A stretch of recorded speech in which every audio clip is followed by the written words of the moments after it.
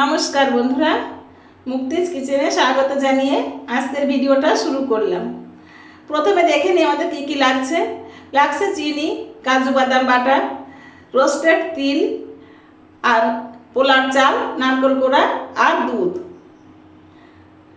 এটা দিয়েই আজকে রেসিপিটা আমাদের হয়ে যাবে।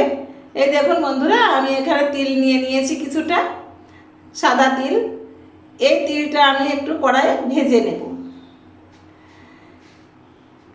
হালকা গোল্ডেন কালার আসা পর্যন্ত আমরা তিলটা লো ফ্লেমে ভাজবো। এই ক্ষেত্রে কিন্তু ফ্লেমটা লোতেই রাখতে হবে, হাই ফ্লেমে ভাজা যাবে না, তাহলে কিন্তু পুড়ে যাবে। এই দেখুন আমার কালারটা চলে এসছে, কত সুন্দর একটা কালার হয়েছে দেখুন তিলগুলোর।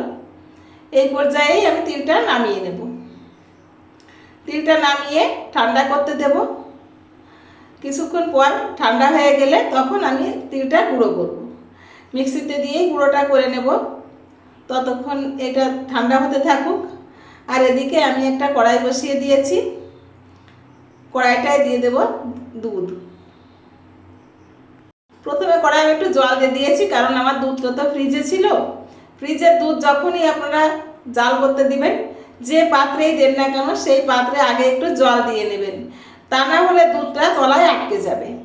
এই জন্য আমি প্রথমে কড়াইতে একটু জল দিয়ে তার উপরে আমি 1 লিটার দুধ দিয়ে দিয়েছি। আর এদিকে তিলটাও গুঁড়ো করে নিয়েছি। দেখুন মিহি একটা পাউডার হয়ে গেছে তিলটার।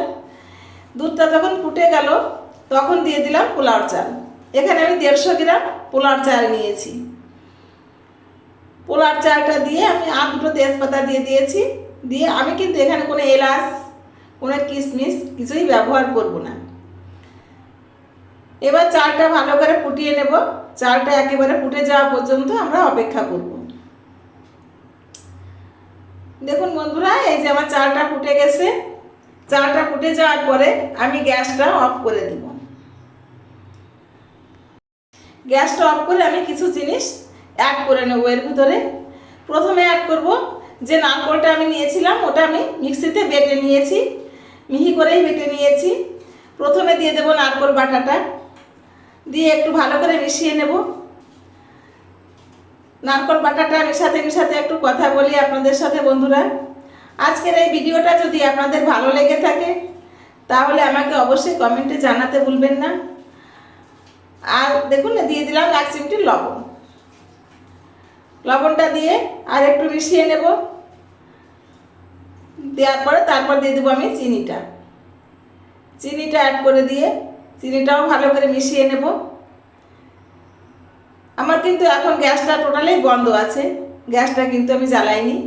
গ্যাসটা বন্ধ করেই আমি এইগুলো সব অ্যাড করে নিচ্ছি। এবারে অ্যাড করে দেবো কিছুটা গুড়।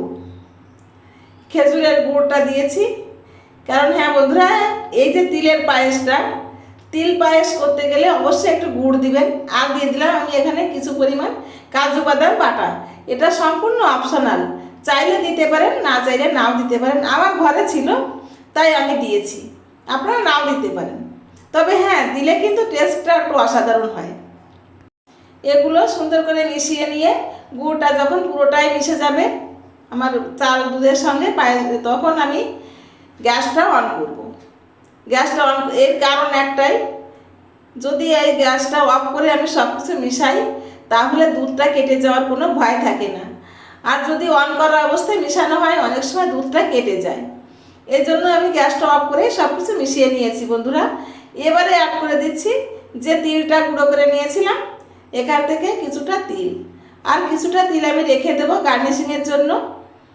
আর কিছুটা তিল আমি এখানে দিয়ে দেবো। দিয়ে ভালো করে তিল পাউডারটাও মিশিয়ে নেব সুন্দর করে। মিশিয়ে নিয়ে তারপর আমি গ্যাসটা অন করব। অন করে আর কিছুক্ষণ জাল করে তারপর আমি সার্ভ করব। তো বন্ধুরা, আজকের এই রেসিপিটা আপনাদের কেমন লাগলো আমাকে জানাতে ভুলবেন না। একটা লাইক, কমেন্ট, শেয়ার করে যাবেন বন্ধুরা। আর আমার চ্যানেলটাকে সাবস্ক্রাইব করে পাশে থাকা বেল আইকনটি অন করে দেবেন। এইবার আমি দেখুন পায়েসটা আমি সার্ভ করে দিচ্ছি। আমাদের ছোটোবেলায় আমার ঠাকুমা করতেন, প্রত্যেকবার এই বর্ষাকালে আষাঢ় শ্রাবণ মাসে আমাদের তিলের পায়েসটা হতো। তো তখনকার সেই টেস্ট আসলে এখন আর পাই না, কিন্তু তারপরে চেষ্টা করি একটু সেইভাবে করার।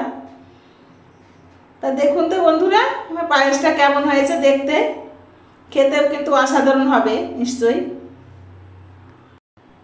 দেখতে যখন এত সুন্দর হয়েছে, খেতে নিশ্চয়ই খারাপ হবে না।